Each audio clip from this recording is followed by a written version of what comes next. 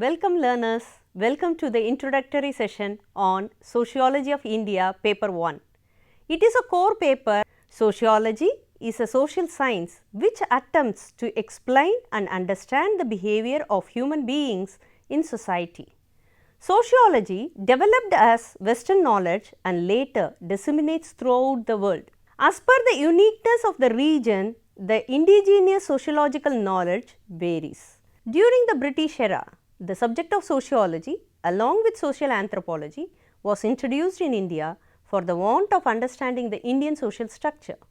India as the object of knowledge can be traced from the classical Arab-Persian accounts and later during colonial and nationalist discourse.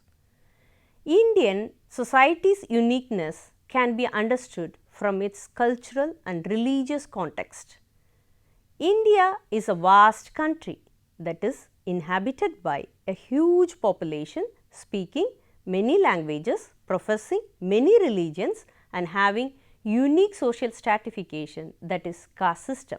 This course will be having video lectures, tutorials, works on assignments, frequently asked questions, glossaries, etc.